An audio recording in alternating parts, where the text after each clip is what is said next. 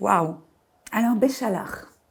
Béchalach, c'est une paracha qui se récite ou qui se lit en une fois. Mais en fait, je crois que s'il fallait en parler, il faudrait au moins 4 heures ou plus. Je crois qu'on pourrait passer toute une année rien qu'à essayer de comprendre tout ce qu'il y a dans cette paracha, dans cette sidra. Parce que c'est exactement d'ailleurs comme dans les séries télévisées où ça semble patiner pendant longtemps et puis tout d'un coup il y a un épisode où toutes les choses se mettent à arriver en même temps et on trouve la quintessence de tout le contenu en fait de ce qui est proposé. Béchalach, donc, il l'a envoyé, il a fait partir. Ça se situe à un moment extrêmement étonnant de l'histoire du Tanakh. C'est situé dans le livre qui s'appelle Shemot, donc ça veut dire les noms. Et les noms, si on voulait le dire de manière un peu différente, ça serait la généalogie. Généalogie, ça veut dire que c'est là où se forment les familles, les ascendants, les descendants, etc. Et Béchalach, c'est justement cette sidra au cours de laquelle on voit se former ce qui va devenir un peuple.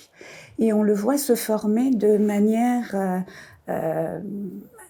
différente parce qu'on trouve aussi toutes les caractéristiques de l'histoire d'Israël dans le Tanakh. Alors, la première chose qui me vient en lisant, c'est que la première phrase, Vayehi Béchalach Paro et Ha'am. Là, quand Pharaon, me dit la traduction française, fit partir le peuple. Donc il y a ici le mot peuple. Or, en lisant la paracha, on voit que le mot peuple n'est prononcé ou n'est écrit qu'à 3 fois, je crois, dans toute la paracha, qui est très longue d'ailleurs.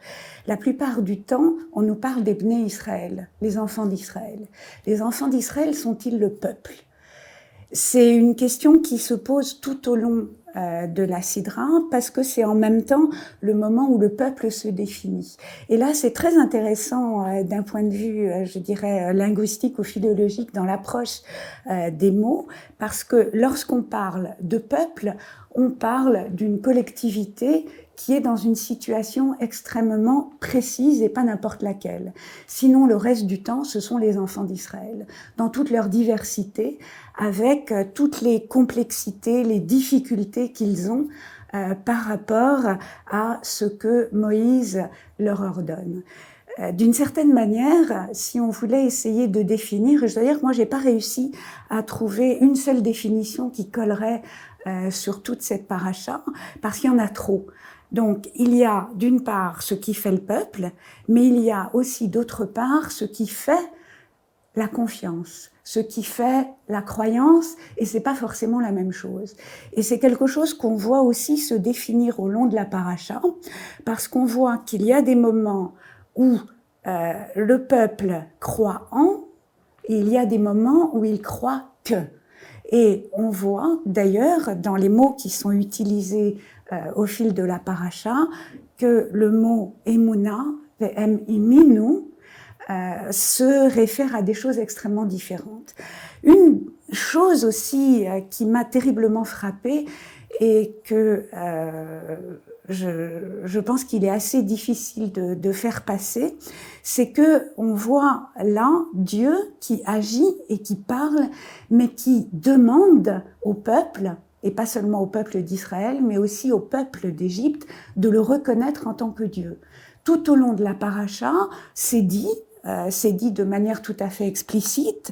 Et qu'est-ce que c'est qu'un Dieu qui demande à être reconnu ? Ça m'a fait penser à un très bel ouvrage de Avraham Yoshua Heschel intitulé Dieu en quête de l'homme. Et ça m'a incité en fait à rechercher dans un ouvrage qui date du Haut Moyen-Âge, plutôt de l'Antiquité tardive, qui est dans la Pesca de Rav Kahana. Et j'ai été rechercher, en fait, tout bêtement, l'endroit où apparaissait le premier verset de notre sidra, et je suis tombée sur quelque chose de tout à fait étonnant, parce que c'est la Pisca 11, en fait, dans la Pisca des Rav Kahana, ils nous mettent le verset, donc pour définir ce qui va être dit après, et tout le reste de la première partie de la Pisca, c'est la définition de qu'est-ce qu'un ennemi. Qu'est-ce qu'un ennemi? Comment définir l'ennemi? Alors, je vois un Dieu qui demande à être reconnu, aussi bien de son peuple que des Égyptiens qui ne sont pas son peuple. En même temps, je vois que pour certains commentateurs, la définition du peuple, parce que le premier verset, je le rappelle, c'est Béchalar Pharaon est à Am, donc le peuple, c'est celui qui a des ennemis. Ça me donne une approche déjà de cette paracha qui est assez étonnante parce que c'est d'un côté déconcertant et d'un autre côté c'est aussi un peu paradoxal parce que on est en plein dans le paradoxe qui est lié vraiment à l'essence d'Israël, qui est les deux côtés, donc Israël universaliste, Israël qui va vers toutes les nations, le Or Hagoïm, comme on dit aussi autrefois, et puis l'Israël qui se referme sur lui-même et qui a son Dieu personnel, qui marche avec lui, qui l'accompagne et qui combat pour lui. Il y a aussi quelque chose d'extrêmement intéressant dans cette paracha, c'est que il y a un moment où Dieu dit à Moïse que c'est lui qui va agir. C'est lui qui va agir pour le peuple. Et là, on retrouve cette idée donc du Dieu national, mais en même temps, on est en plein dans le paradoxe, puisque tout au long de la paracha, on voit que Dieu va dire les Égyptiens reconnaîtront ma grandeur et ils me reconnaîtront. Dans cette paracha, il y a aussi quelque chose d'extrêmement important, je crois. Et là, je reviens à l'idée du nom général ou générique du livre, donc de Shemot, donc la généalogie, les noms, parce qu'on voit dès les premiers versets, donc c'est au verset 19, on est dans le chapitre 13, c'est là que commence la Sidra Béchalar. Moïse emporta les ossements de Joseph avec lui, car celui-ci avait fait jurer les enfants d'Israël en disant « Dieu se rappellera de vous et vous emporterez mes ossements d'ici avec vous. » Et là, on est en plein dans l'idée d'une généalogie du souvenir. On n'oublie pas d'où on vient, on n'oublie pas comment on est arrivé là, et quand on s'en va, on emmène ses morts avec soi, on les porte. On les emporte, on les ramène de là où on est venu, puisque là on va retourner de là où on est venu, peut-être, mais en tout cas, on ne les abandonne pas. Et le fait de ne pas abandonner des ossements, même desséchés, même de gens qui sont morts plusieurs décennies auparavant, est quelque chose d'extrêmement symbolique, c'est-à-dire qu'on s'en va et on ne veut pas laisser de traces derrière. On emporte tout avec soi. Emporter tout, et le verset qui suit juste après est intéressant parce qu'il est en plein dans l'actualité du moment. Ils partirent de Sukkot et vinrent camper à Étam, à l'extrémité du désert. Ils sont partis à Sukkot et ils se retrouvent aujourd'hui, au moment de la Sidra Béchalar, à l'extrémité du désert.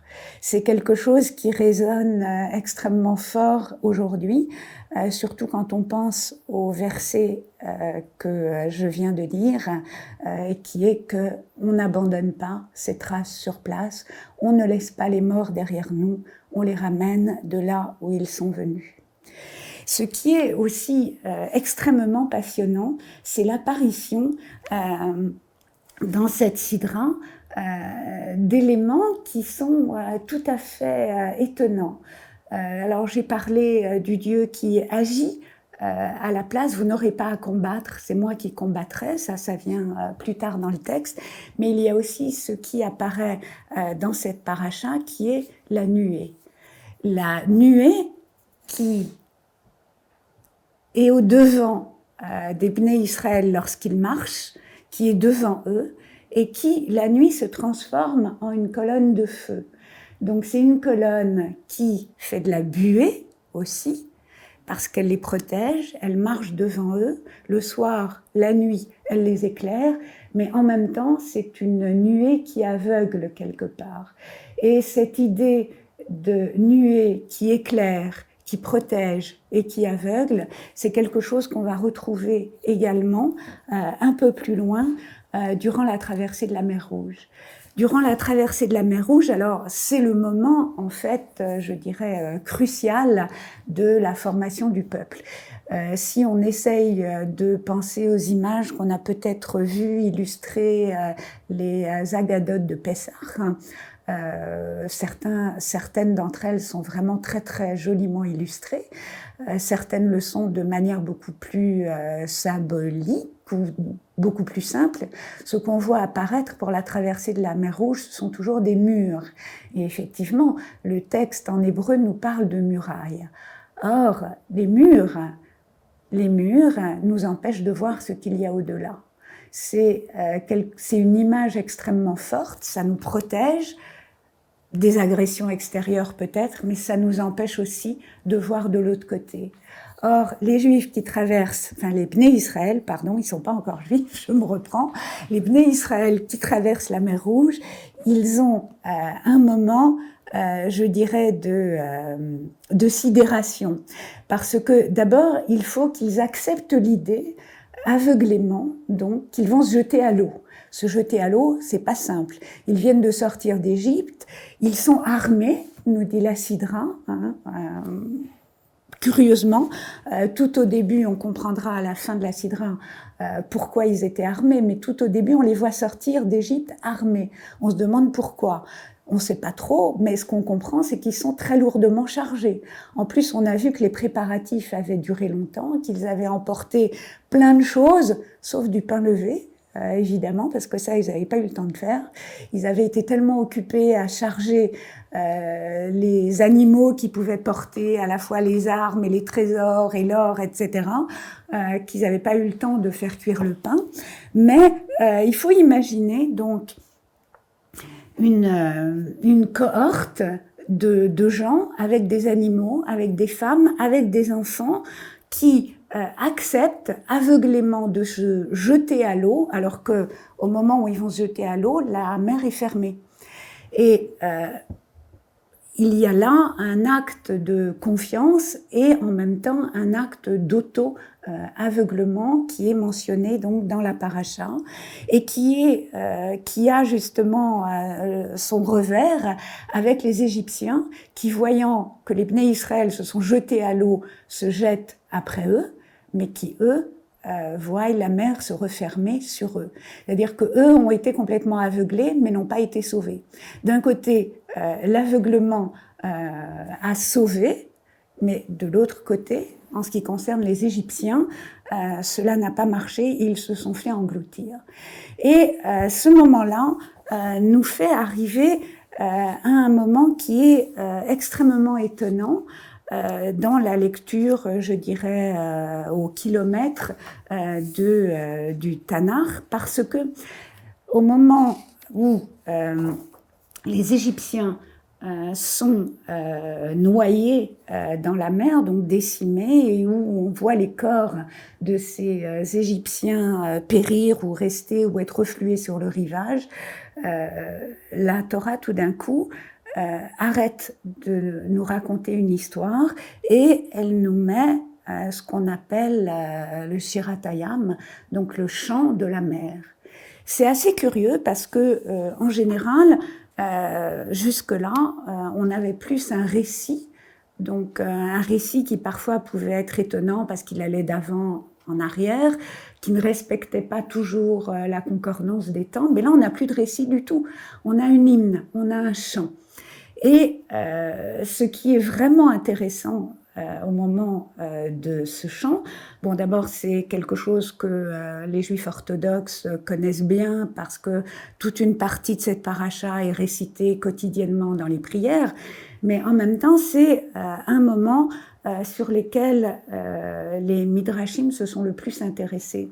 Les commentaires de cette paracha ont pour certains d'entre eux, enfin surtout pour 3 d'entre eux d'ailleurs, émis le fait que nous étions là devant un problème qui était comment peut-on chanter devant la mort de créatures humaines. Alors c'est quelque chose qu'on retrouve dans le Talmud à 3 endroits, dans Sanhedrin, dans Megillah, et puis je ne sais plus dans lequel, mais enfin il y en a un 3e. Les Mefarshim, donc les commentateurs talmudiques, nous disent à ce moment-là que Dieu a écouté le chant, il n'a pas chanté avec, mais il s'est mis à pleurer. Et pourquoi s'est-il mis à pleurer, lui ont demandé les anges, parce que ce sont des êtres, des créatures humaines que lui-même avait créées et qu'il ne peut pas les voir mourir avec joie. Il ne peut absolument pas se réjouir de la mort. Et c'est là que je reviens à la Piska de Rav Kahana que j'avais citée. Qui sont les ennemis? Peut-on vraiment pleurer sur la mort des ennemis? C'est, je crois, l'un des moments où la paracha de la semaine est peut-être le plus en prise avec l'actualité du moment. Devons-nous nous réjouir aujourd'hui, en ce moment, de la mort de nos ennemis? Devons-nous pleurer sur eux? En tout cas, nous devons continuer le combat, nous dit la paracha. Mais peut-être qu'il faut garder à l'esprit qu'il y a là un problème. Et la paracha nous le rappelle. Et la paracha n'en a pas fini avec cette histoire de chant, parce que une fois que les Bnei Israël ont entonné le chant de la mer, donc celui qu'on appelle le chant de la mer Rouge, de la traversée des eaux, on voit quelque chose de tout à fait étonnant qui n'occupe que quelques lignes en fait de la paracha. Alors je vais le lire en français. Lorsque le cheval de Pharaon, ses chars et ses cavaliers furent venus dans la mer, l'Éternel refoula sur eux les eaux de la mer et les enfants d'Israël, on est toujours dans les Bnei Israël, là, marchèrent à pied sec au milieu de la mer.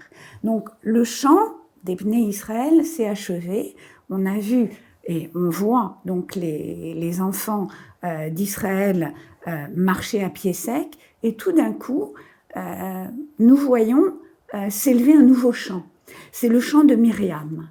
Myriam, alors là, la paracha ne nous donne pas les mots, mais elle nous dit « Myriam, la prophétesse, sœur d'Aaron, prit dans sa main le tambourin, et toutes les femmes la suivirent avec des tambourins et des danses. » Alors, c'est intéressant aussi parce que il y a eu d'abord toute la charge d'armes, et maintenant on voit que les enfants d'Israël, ils sont partis armés, mais ils sont aussi partis préparés pour pouvoir célébrer. Ils ont emmené des tambourins, en tout cas les femmes ont emmené des tambourins pour pouvoir célébrer quelque chose. Et là, on est aussi bousculé, je dirais, dans un récit qui est un peu dystopique, parce que l'avant et l'après se mélangent. Il y a eu la préparation à la célébration. Qui était au courant? Les femmes étaient au courant. Et ça nous renvoie aussi à la Haftara. Parce que la Haftara qu'on va lire juste après la paracha, c'est la Haftara de Dvorah. Dvorah, qui est aussi la prophétesse, qui est aussi une femme. Et là, donc la paracha, qui est quand même, comme tout le Tanakh, un récit qui est quand même écrit au masculin, hein, on ne parle pas beaucoup des femmes, mais là, on nous indique que la place des femmes est absolument cruciale dans l'histoire.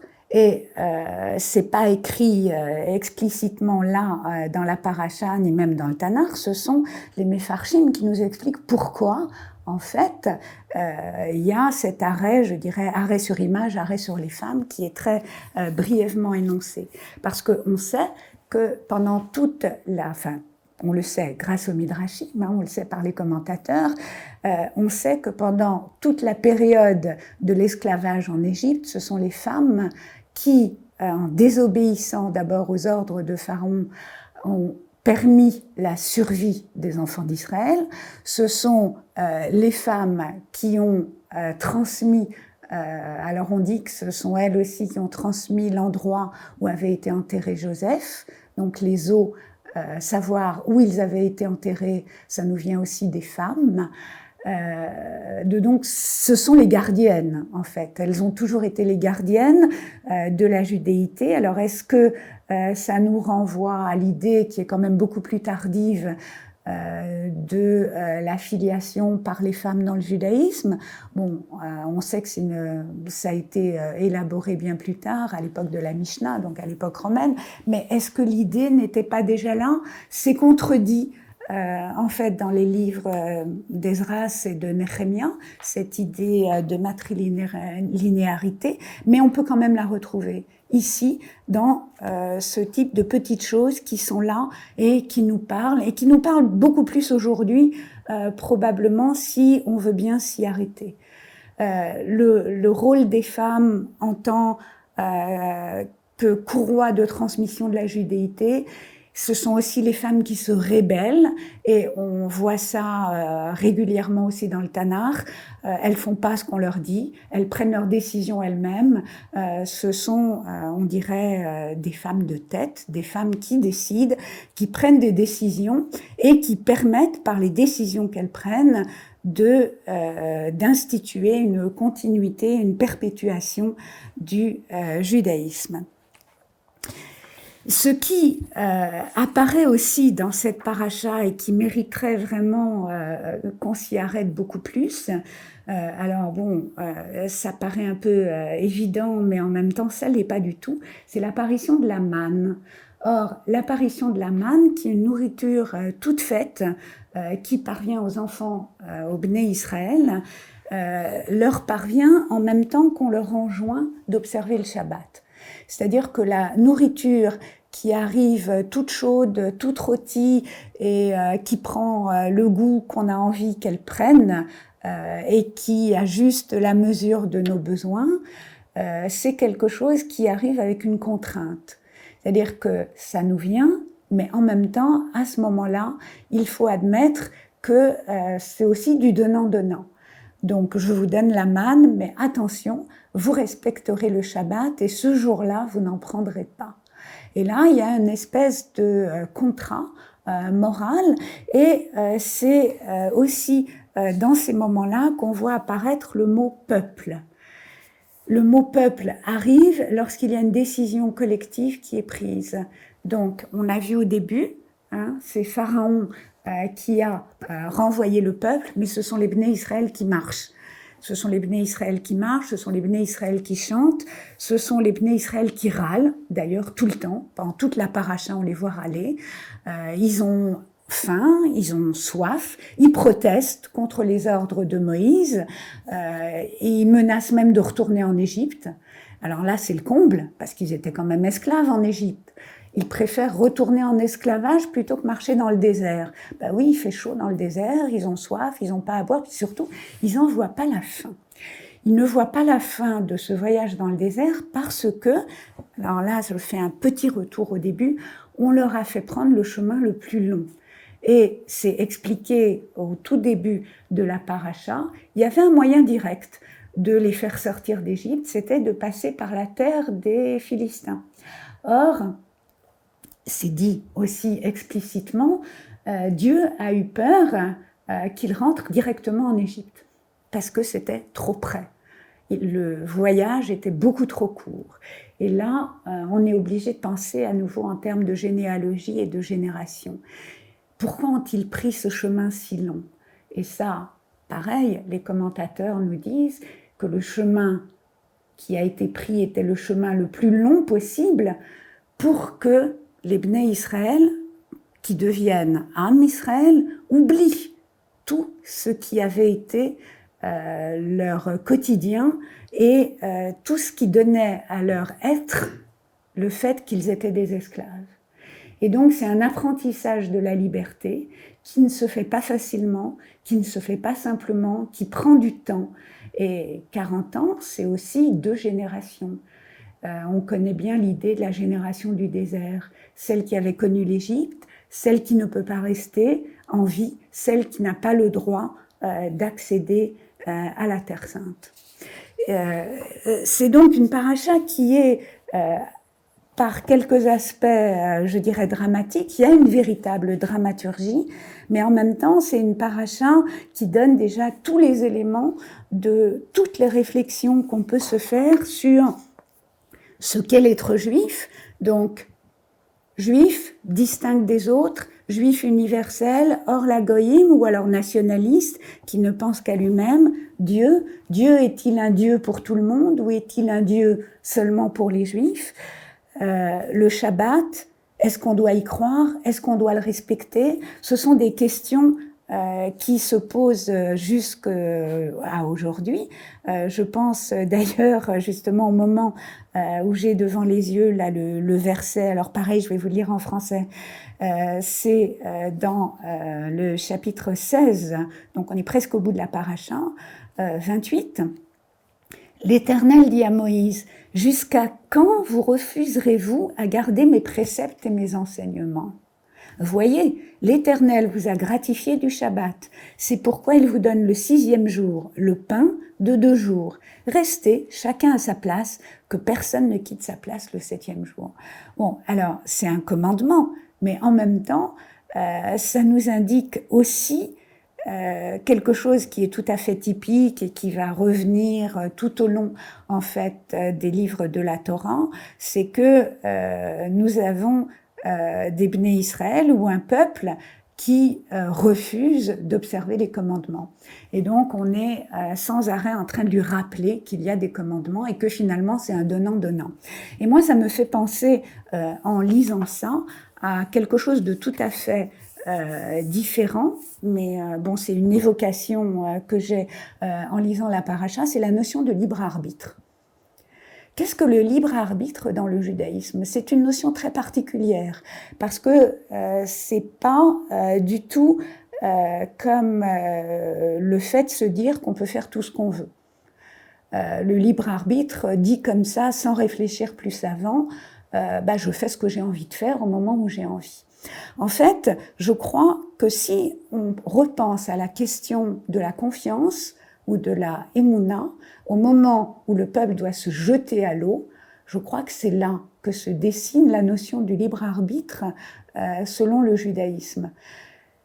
Il y a une seule voie, tu la prends ou tu la prends pas. Tu as le choix de la prendre, tu as le choix de pas la prendre. Si tu la prends, tu fais partie du peuple. Si tu la prends pas, tu restes en Égypte. Ça s'appelle le libre arbitre. En fait, c'est un libre arbitre qui est fait de contraintes, mais en même temps de gratification, puisqu'on a reçu le Shabbat de l'autre côté. Donc c'est un jeu sur les paradoxes, c'est un jeu sur la confiance, et c'est quelque chose qui a des implications, je crois, tout au long des siècles, sur la réflexion qu'on peut avoir par rapport à ce qu'est une loi, par rapport à ce qu'est un engagement, par rapport à ce qu'est aussi une idée de collectif.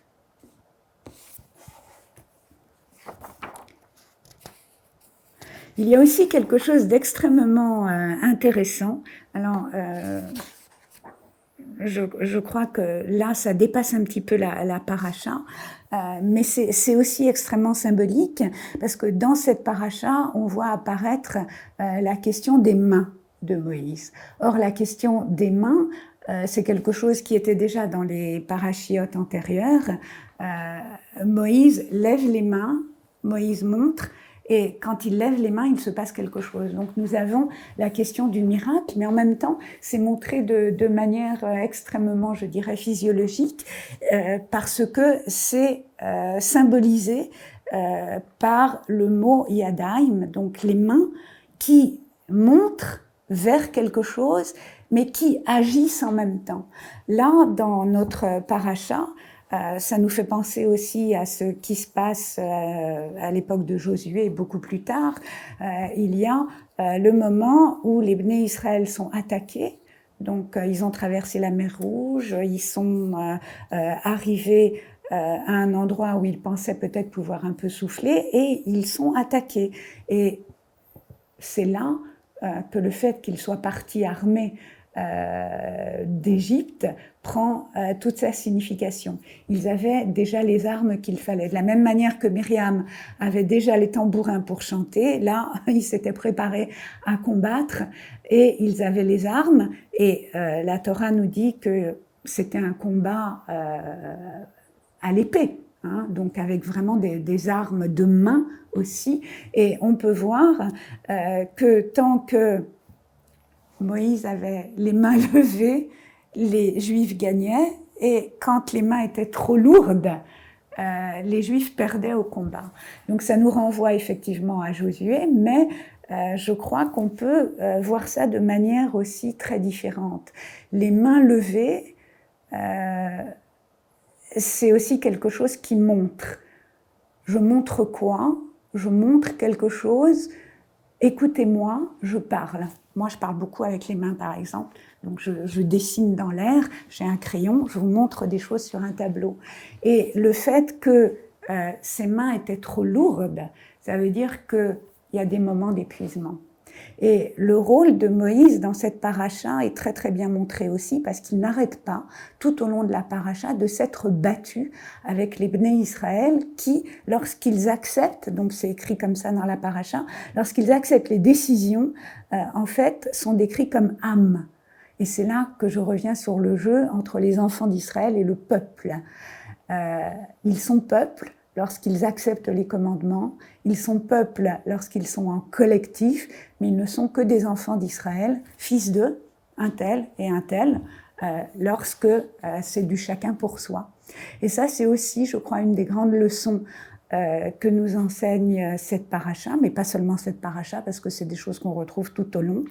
Il y a là la personne de celui qui guide. Qui est le guide? C'est une question qu'on peut se poser aussi à la lecture de cette paracha. Qui est le guide? Puisque Dieu dit que c'est lui qui va combattre. Mais c'est pourtant Moïse qui doit répondre aux enfants d'Israël lorsqu'ils râlent, lorsqu'ils ont faim, lorsqu'ils ont soif, lorsqu'ils réclament à manger, lorsqu'ils réclament de l'eau. Et c'est pas Dieu qui répond. Dieu, à ce moment-là, ne parle pas au peuple. Dieu se contente de parler avec Moïse et Moïse est son intermédiaire. Et alors que montrent les mains de Moïse? Certains diront qu'il montre probablement d'où vient la parole que lui transmet. C'est une manière de voir les choses. Et il y a quelque chose de tout à fait sidérant dans la manière dont cette paracha se termine, et je vais arrêter là-dessus. C'est, alors j'ai parlé du combat, mais la manière dont la paracha elle-même se termine est tout à fait étonnante.